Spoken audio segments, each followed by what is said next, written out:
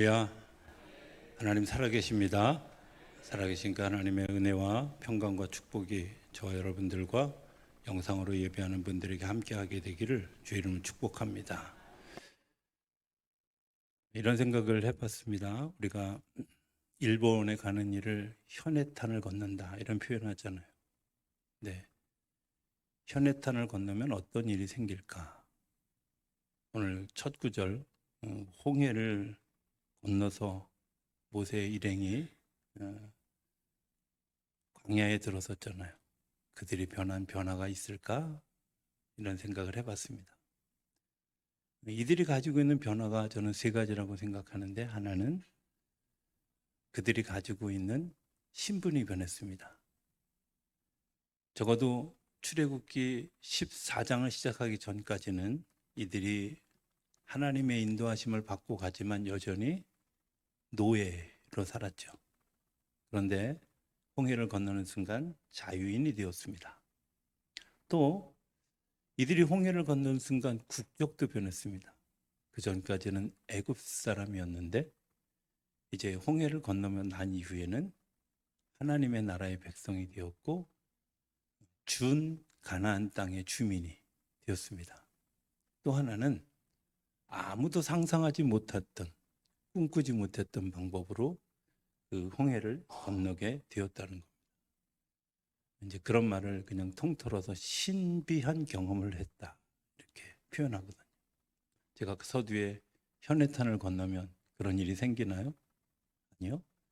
여전히 우리는 한국에서나 일본에서나 동일한 그런 지위를 가지고 있고, 또 현해탄을 건넜다고 해서 일본으로 국적이 변하는 것도 아니고 상상 못할 방법으로 그 현해탄을 건넌 것도 아니잖아요. 우리의 힘으로가 아니라 하나님의 힘으로 그 일들이 열려졌다 하는 것을 생각해 보게 됩니다. 은혜라는 말은 아마 이런 것들을 이야기하는 것 같이 생각이 되어집니다. 내가 노력하지 않았는데 내 신분이 변하고 또 내 국적이 변하고 그리고 내가 누려야 할 것들이 변하는 그 은혜를 입었습니다. 그 은혜를 입은 사람들의 특징, 그리고 그 은혜를 입은 사람들은 과연 어떤 삶을 살아가게 할 것인가 하는 것들을 생각해 보게 되죠. 그 이제 홍해를 건너고 난 다음에 15장에 모세가 하나님을 찬양하는 이야기가 나옵니다. 1절부터 8절까지는 하나님이 하신 일을, 홍해를 갈라서 우리를 구원해 주신 일을, 또 7절부터 12절까지는 하나님의 성품, 하나님이 우리를 자비롭게 생각해 주시고 우리를 사랑해 주셔서 그 일을 행하셨다 하는 것. 또 13절부터 21절까지는 이제 하나님이 우리를 이끌으셔서 가나안 땅에 이르게 하실 것이다, 하나님의 백성이 되게 했다 하는 것을 고백합니다. 저는 이게 굉장히 중요한 요소라고 생각합니다. 왜냐하면 이때부터 하나님의 나라의 백성이 시작되어지는 거죠. 하나님의 나라의 백성으로 살아가기를 시작하는 거예요. 하나님의 나라의 백성으로 살아가는데 나라를 이루는 중요한 요소 세 가지가 있습니다. 하나는 주권, 그다음에 또 하나는 백성, 또 하나는 땅이죠. 주권도 있고 백성도 있습니다. 그 주권은 하나님에게 있고 백성은 나죠. 이제 그 땅을 향해서 걸어가는 그 일.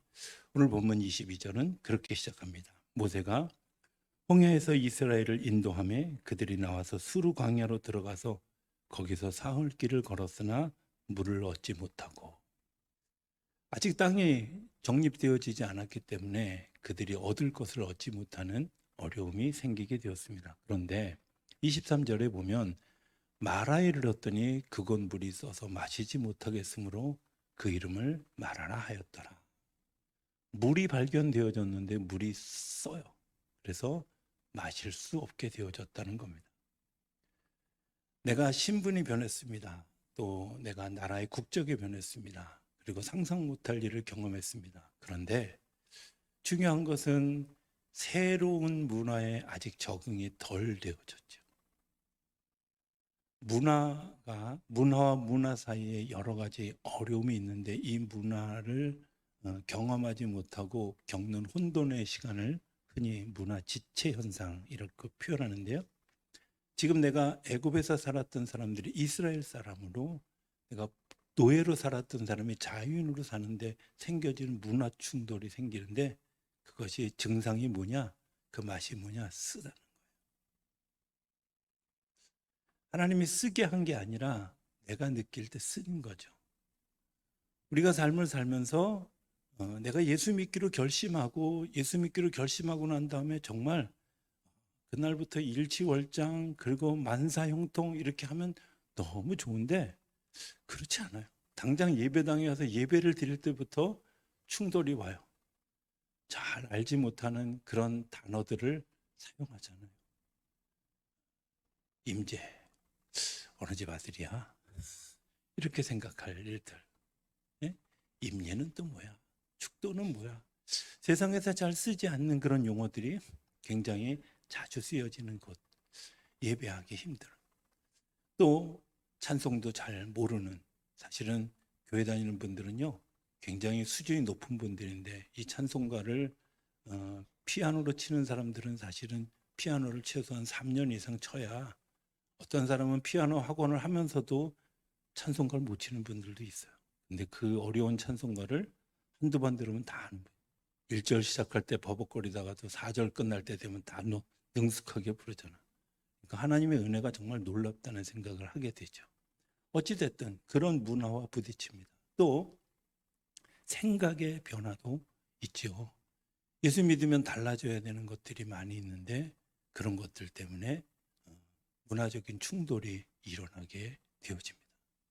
이 문화적인 충돌이 일어나게 되어질 때 하나님은 우리에게 어떻게 반응하실까 하는 겁니다. 이 문화적 충돌의 첫 번째 요건, 이런 거라고 생각합니다. 본문에 보면 24절에 백성이 모세에게 원망하여 이르되 우리가 무엇을 마실까 하매, 언어를 구사하는 방법이, 내가 뭘 요청하는 방법이 다르죠. 요청하는 방법을, 하나님은 우리에게 가르쳐준 모범적인 방법은 기도하는 거예요. 구하는 거예요. 부르짖는 거예요. 목소리는 똑같은 목소리를 할지라도 원망이라는 말은 대상을 향해서 하는 말이고, 기도, 부르짖음은 하나님을 향해서 하는 말이에요. 지난 주간에 가슴 아프게 본 두 가지 사건이 있었습니다. 양천구에 있는 어느 초등학교에서 6학년 학생이 여자 선생님을 폭행하는 일이 생겨서 아주 센세이션한 일이 일어났는데, 그 다음날 서초구에 있는 한 초등학교에 선생님이 학교에서 자살을 한 일들이 일어나게 되었습니다. 많은 이야기들이 있고, 심지어 어떤 기자는 이런 일들을 보도하지 못하는 일에 대해서 굉장히 불편한 글을 이렇게 기사로 실기도 했습니다. 저는 그거 보면서 조금 다른 차원에서 생각해 보면, 꼭 우리가 가지고 있는 언어의 표현을 이렇게 해야 될까 하는 겁니다. 폭행, 폭언, 함부로 말하는 것, 이런 것들을 우리가 언어로 사용해야 되는 그런 아주 절벽에 서 있는 것 같은 그런 상황에 있어서, 그것을 누군가에게 피투시키는 원망, 그리고 이런 것들로 사용하는 우리의 모습입니다. 조금만 불편하면 고소라는 단어, 또 협박이라는 그런 용어, 폭력이라는 그런 행동들을 우리가 사용하고 있다는 거죠. 억울한 사람들의 입장에서는 자신의 억울함을 스스로 자살하는 것을 통해서 억울함을 입증하려고 자기 언어를 표현하려고 하는 일들이 오늘 우리 사회에 너무 만연해 있다는 겁니다. 세상의 언어죠. 몇 년인지 제가 절 기억하지 않지만 우리나라의 대통령을 지내셨던 분이 자살한 사건이 일어나게 되었습니다. 제가 그날 일기에 이렇게 썼던 것을 기억합니다. 뭐라고 썼냐면, 큰일이다. 이제 많은 사람들이 자기의 억울함을 입증하려고 자살하는 사람들이 생겨나게 될지 모른다. 참 안타까운 일이다. 제가 그날 일기에 이렇게 썼던 기억이 있습니다. 아니나 다를까 그 이후에 정말 억울한 일을 겪는 많은 사람들이 스스로 목숨을 끊는 일이 하나님의 나라의 언어 표현은 아닙니다. 하나님의 나라의 언어 표현은 그것을 가지고 기도하는 거죠. 부르짖는 거죠. 오늘 성경은 이렇게 그 답을 이야기합니다. 25절에 보면 모세가 여호와께 부르짖었다. 한쪽 사람들은 물이 없다고 원망하였는데 하나님이 우리에게 가르쳐 주신 방법은 그것을 가지고 하나님께로 나아가 기도하라는 거예요. 잘못되어진 것들, 그 잘못되어진 것들을 가지고 사람에게 이야기하고 막 하는 것이 아니라 하나님을 향하여 부르짖으라는 거죠. 왜냐하면 하나님은 권위가 있으신 분입니다. 권위라는 게 뭐냐면 권력과 위로를 같이 가지고 있는 거예요. 문자 그대로 생각해 보면 하나님이 그것을 들으셨을 때 잘못한 것에 대해서는 책망하시지만 위로가 필요할 때는 하나님의 위로로 그것을 감싸주시는 거죠. 하나님이 함께 하시는 거예요. 저는 우리 사회가 가지고 있는 굉장히 위험한 일 중에 하나가 뭐냐면 권위주의가 권위라고 생각하는 경향이 있다는 거예요. 자기를 지키기 위해서 권위를 내세우는 거, 그거 권위주의입니다. 권위는 어떤 상황이 되어져서도 쉽게 다가가 자신의 의견을 이야기할 수 있을 만큼 넓은 가슴을 가지는 것이라고 생각해요. 하나님은 우리가 이야기하는 이야기를 듣기를 원해서 주무시지도 아니하시고 졸지도 아니하시고 우리에게 포커스를 맞추고 귀를 열어두셨다는 거예요. 진정한 권위는 들을 수 있는 귀를 가졌고 품을 수 있는 가슴을 가진 것이 진정한 권위죠. 그게 아니고 나를 따르라, 이건 권위가 아니라 권위주의입니다. 때로는 그런 일이 필요할 때도 있습니다. 하나님도 이스라엘 백성들에게 너희들 오늘 밤에 문설주를 바르고 있다가 이런 일이 생겼을 때 오늘 즉시 떠나라, 이렇게 행하셨어요. 그런데 하나님에게는 그런 권위가 있는 반면에 백성들이 슬퍼하고 힘들어하는 자신들의 기도에 대해서 들을 준비가 되어 있었고 그것을 들으셨다는 거예요. 그리고 우리를 살펴보시기 위해서 불꽃 같은 눈으로 우리를 지켜보고 계시는 거예요. 권위는 이런 것들입니다. 저는 교회 안의 권위는 이런 거라고 생각합니다. 교회가 세상을 향해서 권위를 내세우는 일들은 교회가 정말 필요한 일들, 이렇게 어려운 일들을 겪었을 때 수혜 지역의 귀한 일들을 같이 동참하는 일들, 여러분들 교회가 해야 될 일이고, 때로는 세상이 반대하고 세상이 두려워하고 염려하는 일일지라도 마치 3.1운동을 전개했던 것처럼 우리가 죽을지언정 이 일에 앞장서겠습니다 하고 앞장서고 나서는 힘을 하나님이 우리에게 주시는 것, 저는 이게 권위라고 생각해요. 근데 오늘 이 땅에 이상한 권위가 우리 안에 있어요. 원망하고 그리고 폭력을 휘두르고 자기의 언어를 엉뚱한 것으로 표현하는 그런 일들. 하나님이 우리에게 가르쳐 주신 치유의 시작은 기도하는 데서부터 시작합니다. 하나님은 우리의 기도를 들어주실 준비가 되어져 있는 분입니다. 제가 사석에서 가끔 얘기합니다마는 저는 제일 불편한 말 중에 하나가 목사님 무서워요, 이런 말이에요.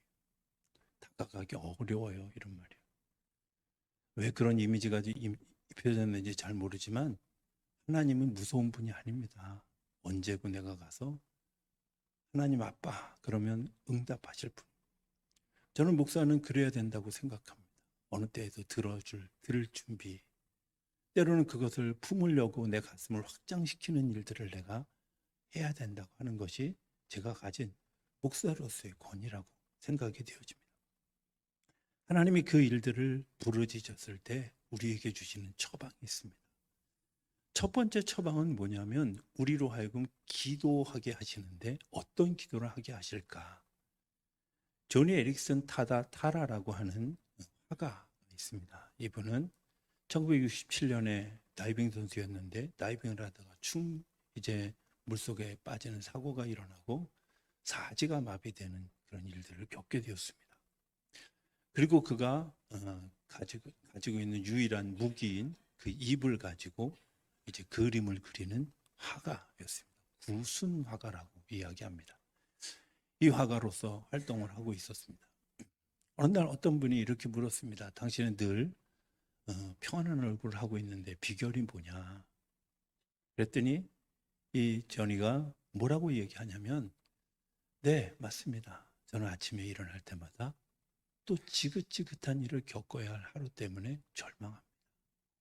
매일 밤 잘 때마다 하나님, 나 너무 고통스럽고 힘들어서 오늘 밤에 잠자다가 하나님 나라 갔으면 좋겠습니다.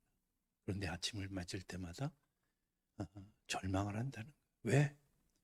자기에게 세수를 시켜주는 것도, 자기의 옷을 입혀주는 것도 그 모든 사람들이 다 도와주어야 되는데 이 사람 저 사람이 도와줄 때마다 그 사람들에게 어떤 얼굴을 해야 될까? 그래서 그 절망스러운 마음을 딛고 늘 이런 마음을 가지고 기도한다는 거예요. 하나님, 내가 저들에게 하나님이 나를 바라보는 그 미소를 가지고 바라볼 수 있도록 도와주세요. 하나님이 나를 바라보는 그 미소로 내가 저들을 바라볼 수 있도록 도와주세요. 그렇게 기도하는데 놀라운 것은 그 사람들이 자기를 돕는 일들을 힘들어하지 아니하고 기뻐함으로 그들과의 관계가 불편한 관계가 아니라 좋은 관계로 인도해 가는 것을 보게 된다는 거죠. 우리가 무엇을 기도하고 있습니까? 하나님, 내가 무엇을 구하고 있습니까? 하나님 정말 이 사막에서 이 광야에서 내가 무엇을 하기를 원하십니까? 라고 물었을 때 그들이 할 수 있는 일들, 하나님이 나를 치료하고 나를 회복하기 위해서 지금 물이 없을 때 하나님 물을 주세요. 물이 있어서 못 먹을 때 이것을 고쳐주세요. 이렇게 기도해야 되는데 그것이 우리의 원망이라는 언어로, 폭언이라는 언어로, 폭력이라는 행동으로 우리의 삶을 가득 채워가면 하나님이 그것에 응답하실 수 없는 거죠. 세상의 언어로는 그것을 응답할 수 없습니다. 두 번째 하나님의 치유의 방법이 있습니다. 그것은 서로 연결해서 치료하게 하는 겁니다. 물이 쓰는데 그 물에 나뭇가지를 넣었더니 물이 달게 되었다. 되게 오랫동안 이 원리를 이해하지 못했습니다. 아니 도대체 물속에 나무 집어넣는데 어떻게 달게 돼? 제가 좀 엉뚱한 정신이 있어가지고 쓴 물에다가 나뭇가지 담갔는데 먹었는데 여전히 쓰더라고요. 나는 모세가 아니라서 안 되는가 보다 이렇게 생각을 했던 적도 있습니다. 그런데 이런 거 아니겠어요? 물도 나무도 서로 연결되어졌을 때 시너지 효과가 나요. 하나님은 치료를 사람을 통해서 같은 부류의 사람들을 통해서 하나님이 치유하시는 거예요. 사람과 사람 사이에 좋은 관계를 통해 치유하시는 거예요. 네, 그 치유의 약이 뭐냐면 사랑하는 거예요. 그리고 어떤 때에도 흔들리지 않는 평강이에요. 하나님이 우리를 사랑하실 때 그 사랑함이 우리 속에 넘쳐나게 되어졌을 때 우리 몸이 회복되어지고 일어나게 되어지죠. 어느 날 제가 이런 의문이 들었습니다. 하나님, 그냥 하나님이 치료하시면 되지 왜 꼭 치유 사역자들, 은사 있는 분들을 통해서 하나님 그렇게 행하시나요? 하고 질문을 했던 적이 있어요. 아주 오랫동안 그 질문을 했는데 어느 날 하나님이 제 마음속에 정확한 답을 주셨는데 그건 내가 사람을 통해서 역사하기 때문이에요. 사람을 통해서. 근데 또 아이러니한 것은 이 치유 은사자, 치유 사역자들이 타락하는 경우를 보게 돼요. 그래서 막 한동안 막 헤매고 힘들어하는 사람들을 보고 그것에서 헤어나오지 못하는 분들도 제가 있다고 보기도 합니다. 그런데 그것을 회복한 분들의 이야기를 제가 들으면서 그렇구나. 그들이 회복하면서 얻었던 가장 중요한 것은 무엇이냐면 하나님이 그를 불쌍히 여기는 안타까운 마음을 내 안에 품을 때 비로소 내 안에서 더 놀라운 일들이 일어나게 되어졌다. 하나님의 마음을 품고 하나님의 마음을 품은 사람들이 그 사람들을 향해서 다가섰을 때 그들에게 치유가 일어나고 회복함이 일어나요. 그럼 일반 사람들에게는 그런 일이 일어나지 않을까요? 아니요. 일반 사람에게도 똑같은 일들이죠. 사랑한다는 것을 굳이 한마디로 정의한다면 저는 이렇게 다른 사람이 행복해지게 하기 위해서 내가 헌신하는 것, 섬기는 것. 그럼 나는 어떻게 해요? 그 사람이 행복해하는 것을 보면서 행복해지는 거죠. 하나님은 우리가 행복해하는 것을 보면서 행복해하셔요. 우리가 행복해지는 것을 보면서 행복해하셔요. 우리가 구원받은 기쁨을 얻게 하기 위해서 아들 예수를 십자가에 못 박았어요. 우리가 행복해하는 것을 보기 위해서 하나님이 오늘도 일하시고 계시다는 거예요. 하나님 우리를 사랑하신 것처럼 나도 누군가를 행복하게 하기 위해서 애쓸 때, 그리고 그 사람이 행복해하는 것을 볼 때 내 안에서 치유가 일어나는 거죠. 회복이 일어나는 거죠. 우리 안에 회복이 일어나지 못하는 이런 일들은 뭘까? 볼트는의 그 치유의 심리학이라는 책 가운데 보면 이런 이야기가 있습니다. 정신적으로 이제 스트레스를 겪고 있는, 신경질환을 앓고 있는 사람에 대해서 의사로서 이야기한 한 부분을 발췌해서 이렇게 표현했습니다. 여자가 신경질환에 걸리는 데는 반드시 여러 이유가 있습니다. 결혼하지 않았을 때는 결혼하고 싶어 하는 마음, 결혼을 하고 나면 이혼하고 싶은 충동이, 이혼을 하고 나서도 나아질 것은 아무것도 없다는 절망감이 신경질환을 만든다. 하나님 이걸 어떻게 치료하실까요? 연애할 때 생기는 엔돌핀으로 그것을 살아갈 수 있도록 하시죠. 저는 그걸 초심이라고 생각해요.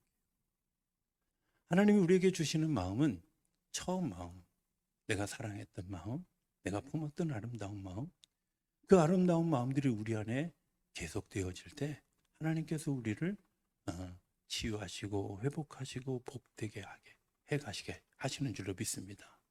두 번째, 결혼했는데 이혼하고 싶은 충동. 이거 어떻게 극복할 수 있을까요? 저는 이거 극복하는 일이 열심이라고 생각해요. 그 열심이라는 게 뭐냐면 이런 거 아니겠어요? 내가 상대방을 위해서 뭔가 최선을 다하고, 그리고 해야 될 것들을 잘 감당하는 일, 나의 최선과 그 사람의 최선이 만나는 서로의 열심에 부딪혔을 때 달라지는 일들이 일어나게 되죠. 제가 오늘 아침에 새벽에 이렇게 기도하는데 이런 생각이 들었어요. 저희 부부가 만난 지 한 40년 됐거든요. 결혼한 지 35년 됐는데 우리 부부가 사는 게 신비다 이렇게 생각해요. 왜냐하면 맞는 게 없어요. 취미도 같은 게 없어요. 제가 가끔 얘기하지만 우리 집사람은 음악을 들으면서 자는데 저는 음악 소리를 들으면 자다가 깨요. 저는 동적인데 저는 굉장히 정적이에요. 신앙생활 처음 시작할 때도, 처음 만났을 때 저는 굉장히 보수적이고 막 학교 채플에 가서 매일 아침에 학교 와가지고 채플에 가서 기도하고 하루 수업 시작하고 끝날 때 학교 채플에 들어가서 기도하고 하는데, 저는 채플은 쳐다보는 곳이지 굳이 뭐 내가 거기까지 가서 뭐 이런 자유주의자였어요. 그러니까 뭐 달라도 너무 다른 거죠. 환경도 다르고. 그런데 40년을 같이 사는 거 보니까 이게 신비 중에 신비죠. 어떻게 살 수 있게 있었을까? 간단하죠. 하나님께서 우리에게 주신 그 열심을 가지고 최선을 다하면서 싸우기도 하고요. 최선을 다하면서 화해하기도 하고요. 최선을 다하면서 그것을 극복하고 기도하게. 이런 거 아니겠어요? 네. 폴트리니 가운데 또 이런 이야기가 있습니다. 어떤 이야기냐면 부부가 이제 살아가는 방식, 그 살아가는 방식을 여러 개 소개하면서 이런 하나를 소개하는 겁니다. 아주 여자가 주도권을 쥐고 있던 가정이 있어요. 이 가정이 있는데 남자는 늘 이렇게 뭐 하인처럼, 머슴처럼 그렇게 사는 거죠. 그렇게 살다 어느 날 이 여인이 은혜를 받았어요. 그래서 내가 이 남편을 섬겨야 되겠구나. 이렇게 생각해서 남편을 잘 섬겼는데 남편이 이걸 선한 의도로 받아들이면 괜찮은데, 그래? 그리고 오히려 자기가 이제 센 위치에 올라갔어요. 결국은 그 부부가 이혼하고 말았다는 거예요. 그러면서 폴트르니에 대하는 이거예요. 하나님 안에서 서로 세워져 가는 열정이 않았을 때 비로소 가정이 매일매일 건강하게 세워져. 하나님이 그 일에 개입하실 때 내가 하나님을 바라보는 그 하나님의 열심이 우리 가운데, 하나님을 향한 우리 열심이 그 가운데 있을 때 하나님이 우리 안에 역사하셔서 우리로 하여금 이기게 하시고 화목하게 하시고 승리하게 하시고 복된 열매를 맺게 하신다는 거예요. 이혼하고 났는데도 나아질 게 없어. 필요한 힘은 뒷심이라고 생각해요. 그죠? 결정했으면 결정한 대로 가야지 어떡하겠어요. 우리가 생각해 보면 지나간 일에 후회하는 일들이 얼마나 많아요. 하나님께서 우리에게 주신 환경, 그 가운데서 내가 초심을 잃어버리지 아니하고 내가 하나님을 향한 열정을 잃어버리지 않았을 때 하나님이 우리에게 은혜 위에 은혜를 더하게 하시는 줄로 믿습니다. 그런데 여기서 끝나는 이야기가 아니라는 것을 하나 발견하게 돼요. 하나님은 우리에게 뭐라고 얘기하냐면 26절에 보면 너희가 너희 하나님 나 여호와의 말을 들어 순종하고 내가 보기에 의를 행하며 내 계명에 귀를 기울이며 내 규례를 지키면 내가 애굽 사람에게 내린 모든 질병 중 하나도 너희에게 내리지 아니하리니 나는 너희를 치료하는 여호와입니다. 하나님 우리를 치료하시는 것뿐만 아니라 그 다음에는 뭐냐면 우리를 건강하게 살아가도록 해주신다는 거예요. 건강하게 살아가는 방법은 뭐냐면 오늘 성경을 이렇게 규례라고 표현해요. 이 규례라는 것과 이 성경에 사용하는 세 가지 예법이 있는데 하나는 율법이 있고요. 율례가 있고 그다음에 규례가 있어요. 율법은 뭐냐면 내가 어기면 벌을 받는 거예요. 간음하지 말라. 간음하면 돌로 쳐 죽였어요. 내가 이웃의 것을 해했어요. 그러면 4배로 갚아주게. 이거 벌이 있는 거. 이걸 율법이라고 그래요. 규례는요 율법 아니에요. 율례는 이 율법을 잘 지키기 위해서 이런 것들에 하는 부칙이고 규례는 마치 이런 것과 같습니다. 내가 건강을 잃어버려서 병원에 갔는데 병원에 가서 치료를 해줘요. 약을 복용했어요. 약을 먹었는데 낫어. 그거는 병균이 떠난 게 아니라 통증이 완화된 거예요. 그러면서 의사가 꼭 하는 얘기가 있어요. 음식 조심하고요. 운동 많이 하시고요. 이게 규례예요. 이해되셨어요? 네. 규례는요 간단해요. 안 지켜도 벌을 받진 않아. 그러나 내가 건강하게 살아갈 수 있는 그런 처방이에요. 그 처방이 뭐냐? 첫 번째, 하나님의 뜻을 따라해. 두 번째, 하나님의 말씀을 묵상하고 잘 듣고, 세 번째는 하나님의 규례들을 잘 지켜. 먹지 말라는 거 먹지 말고요. 운동하라는 거 운동하고 이렇게 살아가면 건강해요. 특히 영적 생활에서 굉장히 중요한 일들이 있습니다. 그게 뭐 하는 거예요? 내가 하나님의 뜻을 구하기 위해서 기도하는 일과 하나님의 말씀을 따라 살아가기를 원해서 하나님의 말씀을 듣는 일과 그리고 그 말씀을 따라 살아가기를 희망하는 일들이 우리 안에 날마다 이루어질 때 하나님이 우리를 그 질병 가운데서 치료하시고 우리를 세워가게 하시는 줄로 믿습니다. 내가 건강하게 되어지는 가장 중요한 일들 뭐라고요? 기도하고 말씀을 묵상하고 순종하는 일. 자, 순종할 때 어떤 일들이 일어나게 될까요? 27절이 굉장히 중요한 이야기를 하고 있습니다. 그들이 엘림에 이르니. 자, 건강한 그 사람들이 어떻게 했을까요? 걸어갔을까요? 뛰어갔을까요? 멈춰섰을까요? 세 가지 다 했을지도 몰라요. 뭐 힘들면 멈추기도 하겠지. 그러나 분명한 것은 엘림에 이르렀다는 말은 움직였다는 거죠. 따라갔다는 거죠. 그런데 엘림에 이르렀을 때 어떤 일들이 일어났냐면 물샘 12 종려나무 70그루가 그곳에 있었고 그곳에 장막을 치게 되어졌다. 여러분들 이스라엘 환경을 잘 생각하셔야 돼요. 이스라엘은요 아무데나 파면 물 나오는 동네가 아니에요.